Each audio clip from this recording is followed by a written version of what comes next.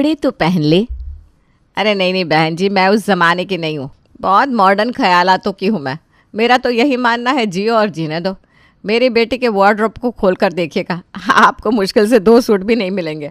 मैंने तो कभी रोक टोक नहीं करी, जो पहना है पहनो। अभी देखिए पिछले महीने अपने फ्रेंड्स के साथ घूम कर आई है कृति। जैसे आज मेरी बेटी घूम रही है, कल मेरी बहू घूमेगी। मुझे तो भाई खुशी ही होगी कि मैं तो ऐसी सास हूँ कि फट से जींस पहन कर खड़ी हो जाऊँगी। चल बहू, कहाँ चलना है, मैं चलती हूँ तेरे साथ। ये बड़ी अच्छी बात कह दी आपने निशा जी। आजकल ना ऐसी सोच किसी की नहीं होती। माना ज़माना मॉडर्न हो गया है, फिर भी सास तो सास होती है। अरे बहन जी, जिन औरतों को शुरू से अपनी बेटियों को दबा कर रखने की आदत होती है ना, वही आगे जाकर अपनी बहुओं को दबाती है। सोचिए, जिसने अपनी बेटी को इतने सर चढ़ा कर रखा हो, वो अपनी बहू को कभी दुखी होने देगी क्या? नहीं ना। मैं तो बेटी लेकर आऊँगी, पहले एक बेटी आ जाए तब मैं कृति को विदा करूँगी, वरना मेरा तो घर ही सुना हो जाएगा। आपकी बातों से मैं इम्प्रेस हो गई निशा जी, कसम से। वरना पहले ही इतने मैच मेकिंग का काम आया हुआ था मेरे पास, मैंने सोच लिया था इस लग्न में कोई नया क्लाइंट नहीं लूँगी। पर आपसे बात करके लगा किसी भी लड़की को आप जैसा घर दिलवा दूँ तो मेरा भी थोड़ा पुण्य हो जाएगा। भले ये बिज़नेस है मेरे लिए, पर पाप पुण्य को तो मैं भी मानती हूँ। और 2 दिन बाद ही सुबह के 5 बजे वृंदा निशा को फ़ोन करती है। अरे निशा जी, ये अलार्म क्यों लगा दिया आपने? कहीं जाना था क्या आपको? देखिए अलार्म बज रहा है, कब से बंद कीजिए। अरे अलार्म नहीं बज रहा है, किसी का फ़ोन आ रहा है। इतने सवेरे सवेरे कौन फ़ोन करने लगा? ये लोन वालों को ना चैन नहीं है, आज ऐसा सुनाऊंगी कि होश ठिकाने आ जाएंगे इनके। नींद में निशा फ़ोन उठाती है और फ़ोन पर होती है वृंदा। आप अभी तक सो रही है निशा जी? ये सोने का वक्त है क्या? ये तो जागने का वक्त है। लड़की वालों से बात हुई मेरी, आपके परिवार वालों को जानने परखने के लिए सुबह 10 बजे आप पधारेंगे वो लोग आपके घर, ताकि आप लोगों को तैयारी करने का मौका ही ना मिले, इसलिए अभी इन्फॉर्म करते रही हूँ। सारी अरेंजमेंट कर लीजिएगा। लड़की बड़ी अच्छी है, बस उसके पापा ज़रा टेढ़े हैं। बस इतना सुनने की देर थी, फिर काहे की नींद और काहे की उपासी। निशा अपने दोनों पैर बिस्तर से नीचे उतारती है और अपने पति की रजाई खींच देती है। बहुत सो लिए आप, चलिए उठिए, मैं लिस्ट बना कर देती हूँ, आप नाश्ता लाने की तैयारी कीजिए, बहुत काम बाकी है। अरे करण, कीर्ति, जल्दी बाहर आओ। इतनी सुबह उठ गई मम्मी, क्या बात है? तबीयत वबीयत ठीक है ना? फ़ोन करूँ क्या डॉक्टर को? अब तो मुझे 40-50 साल तक कुछ नहीं होने वाला बेटा। तेरे बेटे की शादी देख कर जाएगी तेरी माँ। इतने दिनों से परेशान थी ना मैं तेरे रिश्ते के लिए।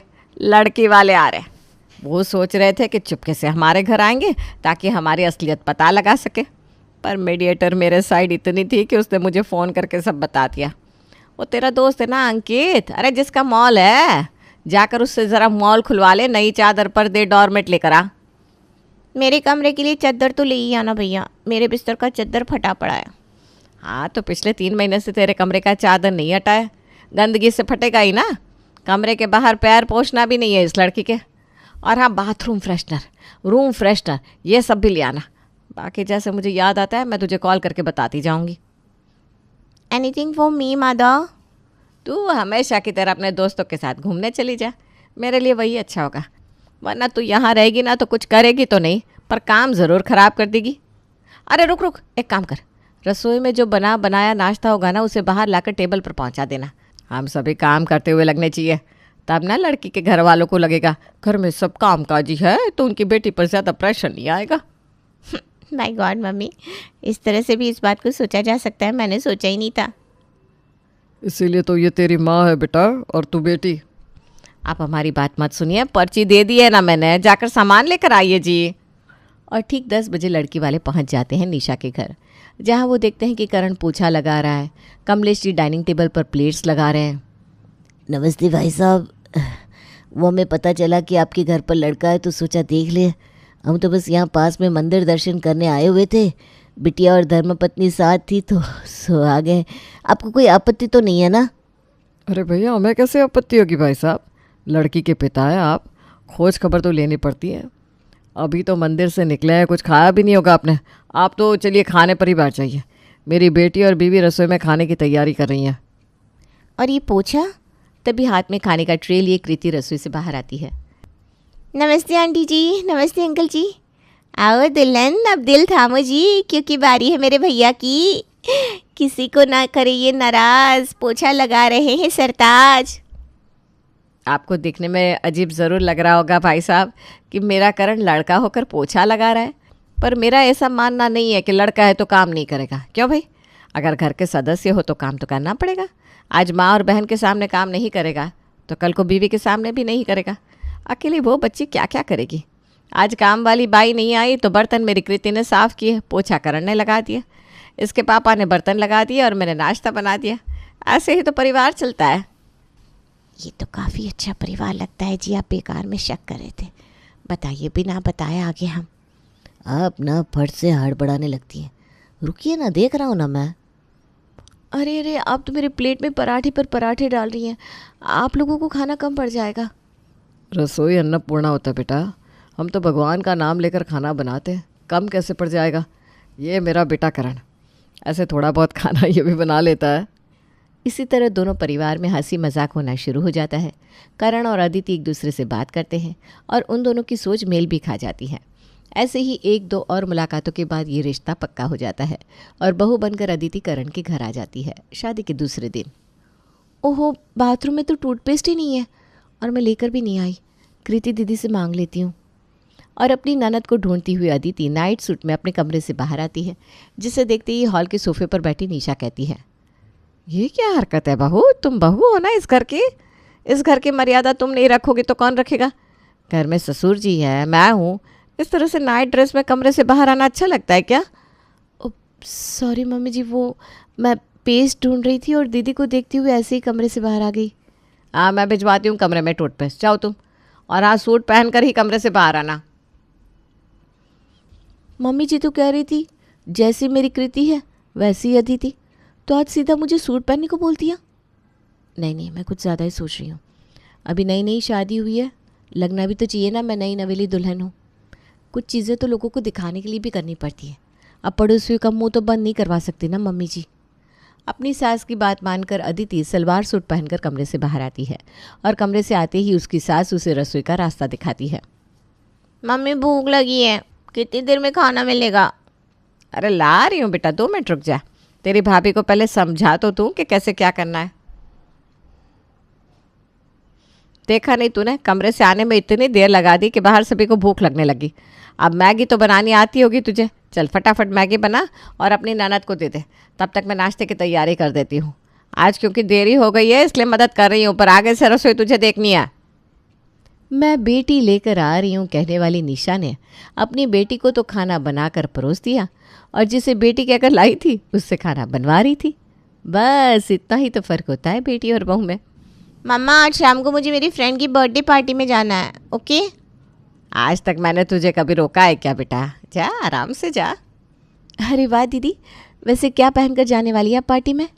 अरे तो उसका छोड़ बहू, रात को इनके दोस्त और उनकी वाइफ खाने पर आने वाले हैं। उनकी सोच, अच्छे लोग हैं, ज़रूरत पर काम आएंगे, तो ज़रा ढंग से अच्छा खाना बनाना। पूरी दोपहर अदिति यूट्यूब पर अच्छी अच्छी डिशेस सर्च करके उनकी रेसिपी देखती रहती है और रात को मेहमान के आते ही सभी को खाना परोसती है। मेहमानों के जाने के बाद बर्तन हटाने से लेकर बर्तन धोने तक सारा काम अदिति को ही करना पड़ता है। उसके बाद कहीं जाकर वो कमरे में आराम कर पाती है। इसी तरह धीरे धीरे दिन बीत रहे थे और अदिति को इन चीज़ों की आदत पड़ने लगी थी। एक रात करण अपनी बीवी से कहता है, पता है अदिति, मैंने कहीं पढ़ा है लाइफ अगर एक सी चलती रहना तो हस्बैंड वाइफ के बीच का रोमांस ख़त्म हो जाता है। तो मैं सोच रहा था अगर हम लॉन्ग ड्राइव पर चले तो। OMG, यस यस यस, मुझे तो बड़ा मन है बाइक से घूमने का, बाहर चाट खाने का। उफ, तुमने मेरे दिल की बात कह दी। नहीं फिर ऐसे नहीं, जा ही रहा है तो एक स्वीट सी डेट भी कर लेंगे। तुम जाओ, तैयार हो जाओ। अदिति फ़ौरन तैयार हो जाती है और दोनों पति पत्नी रात के 12 बजे घूमने चले जाते हैं। अगली सुबह जब अदिति रसोई में आती है तो वो देखती है कि उसकी सास पहले ही रसोई में खड़ी है। मैं तो टाइम पर आ गई मम्मी जी, आपको आने की क्या ज़रूरत थी? आप बैठिए ना, मैं बना देती हूँ रोटी। मुझे तो लगा तेरी आँख खुलेगी कि नहीं, क्या भरोसा। रात को 2-2 बजे तक तुम दोनों बाहर घूमते रहे हो। अब आते ही सो तो नहीं गई होगी तू। सुबह 4 बजे मैं बाथरूम जाने उठी तब भी तेरे कमरे से आवाज़ें आ रही थी। अब 4 बजे सोने वाला आदमी सुबह 7 बजे तो उठेगा नहीं। तभी मैंने सोचा अपनी किस्मत को रोक खुद ही रसोई में आ जाओ, क्योंकि तुझे अपने पति की भले ही चिंता ना हो, मुझे तो अपने बेटे की है। मम्मी जी वो इन्होंने बोला था, मैंने जिद नहीं की थी। अब वो तो कहेगा और तू मान भी लेगी। अरे मेरा करण तो बच्चा है, पूरा दिन दुकान में बैठता है। अब रात को बीवी का दिल खुश करने उसे बाहर घुमाने ले जाएगा तो शरीर की क्या हालत होगी सोच। रेस्ट चाहिए होता है कि नहीं शरीर को।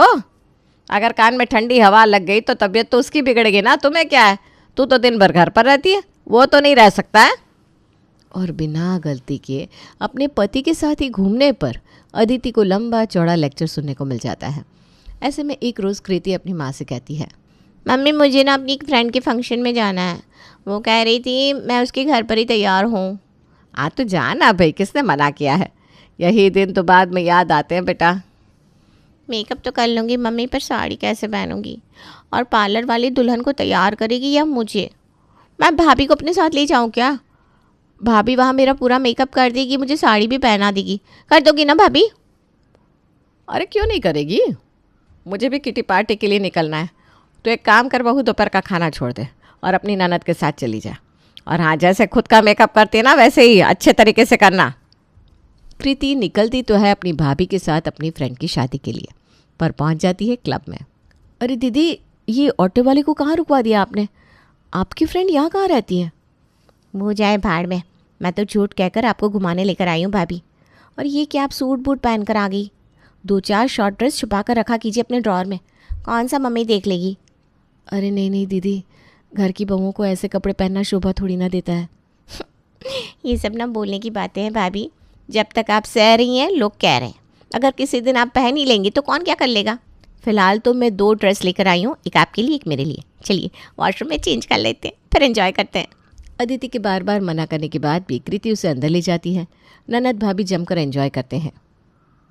हेलो फ्रेंड्स, ये है मेरी भाभी अदिति, जो दिखने में मेरी छोटी बहन लग रही होगी। बिल्कुल सही कहा कृति तुमने, मैं यही कहने वाला था। देखा भाभी, आप बेकार में शर्मा रही थी। तो आज से हमारे ग्रुप में आप भी होती हैं शामिल। कृति अपने सारे दोस्तों से अपनी भाभी की भी दोस्ती करवाती है। फिर वहाँ से कृति अपनी भाभी को रेस्टोरेंट ले जाती है और काफ़ी देर बाद दोनों रात के 9 बजे वापस लौटते हैं। अब आजकल अदिति थोड़ा बेटर फील करने लगी थी, क्योंकि उसके पास चैट करने उसकी ननद के दोस्त थे। 2 दिन बाद एक शाम कृति अपनी भाभी के पास रसोई में जाती है और कहती है, ये रोज़ रोज़ 3 बार का खाना बनाकर आप थक नहीं जाती भाभी? सिर्फ खाना कहाँ दीदी, कपड़ा, झाड़ू, पोछा, बर्तन सब काम वाली को हटा दिया है ना मम्मी जी ने। वही तो, बेकार में क्यों इतना काम करती हैं आप? कोई फ़ायदा नहीं होने वाला इतना काम करने का। लास्ट में सब यही कहेंगे, बहू ने किया क्या। इसलिए कह रही हूँ, जब तक मैं यहाँ हूँ तब तक थोड़ा एंजॉय कर लीजिए। रात का खाना मैं ढाबे से मंगवा रही हूँ, आप कह दीजिएगा कि आपने बनाया है। ऐसे कभी कभी ना ये हेरा फेरी कर लिया कीजिए। ये क्या कह रही हैं दीदी आप? पहले वो छोटे कपड़े, उसके बाद ये। नहीं नहीं नहीं, मम्मी जी को पता चलेगा ना तो आपको पता नहीं वो क्या करेंगी, वो सीधा मेरे मायके खबर पहुंचा देंगी। अरे ऐसा कुछ नहीं होगा, मैं मंगवा रही हूँ खाना। इसी तरह दिन बीत रहे थे। फिर एक रात दुकान से लौटकर कमलेश कहता है, आपके लिए खुशखबरी है निशा जी, कृति के लिए एक अच्छा रिश्ता मिला है। अरे वाह, तो आप ये काम कीजिए, इस बृहस्पतिवार को ही लड़के वालों को घर पर बुला लीजिए। बाकी सारी तैयारियां बहू कर ही लेगी, ठीक है ना बहू? और हाँ कृति, तू उन लोगों के सामने चाय का ट्रे मत ले आना। अरे भाई क्यों, मेरी बेटी किसी के आगे खाना लगाए? लगना चाहिए ना कि हमने अपनी बेटी से कभी काम ही नहीं करवाया, तो आप लोगों को कैसे करवाने दे देंगे? मम्मी जी, बहू के लिए अलग नीति, बेटी के लिए अलग। कृति को देखने लड़के वाले आते हैं और रिश्ते के लिए हाँ कर देते हैं। शादी की तारीख 2 महीने बाद की निकलती है। अब कितने दिन की रह गई मेरी बेटी तो। जमशेदपुर के रास्ते में एक बाबा जी रहते हैं, मैं सोच रही हूँ उनके पास जाकर तेरे लिए ताबीज़ बनवाती लाऊं और दुकान के लिए एक यंत्र। अभी निकलेंगे तो हो सकता है कल सुबह तक लौट आए, तो ख्याल रखना है। और कुछ खाने का मन हो तो अपनी भाभी को बोल देना। कमलेश, करण और निशा निकल जाते हैं दूसरे शहर के लिए। इसी बीच कृति अपनी भाभी की सहेलियों को घर बुला लेती है। प्रिया, नैना, तुम दोनों यहाँ कैसे? मैंने बुलाया भाभी, और आपकी कॉलेज के 2 मेल फ्रेंड्स भी आ रहे हैं, पहुँचती होंगे। अब ये मत कहिएगा मम्मी जी को पता चल गया तो क्या होगा। आई नो मम्मी को पसंद नहीं है कि उनके घर की बहू दोस्ती यारी रखे, पर आज तो मम्मी जी घर पर नहीं है। पूरा दिन आप लोग एंजॉय कीजिए, मम्मी के आने से पहले पहले सभी वापस चले जाएंगे। अदिति ये बात सुनकर अपनी ननद को गले लगा लेती है और पूरा दिन अपने दोस्तों के साथ एंजॉय करती है। रात को कृति अपने कमरे में जाकर सो जाती है और बदकिस्मती से रात के 9 बजे ही घर की चाबी से दरवाज़ा खोलकर करण अपने पेरेंट्स के साथ घर लौट आता है। ये बहू के कमरे में लड़के बैठे हुए हैं? करण, और ये लड़कियां कौन हो तुम सब? निशा का गुर्राना देखकर अदिति के सभी दोस्त फौरन घर से बाहर निकल जाते हैं। तो ये करतूत करी है ये लड़की ने। हे भगवान, ये इज्जत दी हमें समाज में। काहे की इज्जत मम्मी? वो तब नहीं जाती जब मैं अपने दोस्तों के साथ घूमती हूँ। आप तो कहती थी बेटी जैसी बहू नहीं लाऊंगी, मैं बेटी हिलाऊंगी, और ऐसी बेटी लेकर आई हैं आप चाहती हैं कि मेरे ससुराल वाले मुझसे एक पानी का गिलास भी ना उठवाएं, और अपनी बहू के आने के बाद पानी का गिलास उठाना भी छोड़ दिया। ये कैसी नाइंसाफ़ी है मम्मी? भाभी भी किसी के घर से आई हैं और आप भी, और मुझे भी किसी के घर जाना है।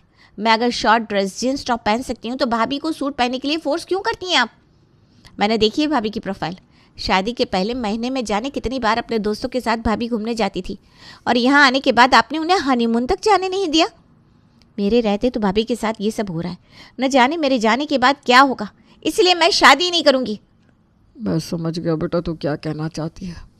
तो फिक्र मत कर, अब मेरी अदिति बेटी के साथ कुछ गलत ना हो इसकी जिम्मेदारी मैं लेता हूँ। और इस दिन के बाद निशा को भी समझ में आ जाता है कि वो क्या कर रही थी, और बाद में अदिति को सच में बेटी की तरह रखना शुरू कर देती है।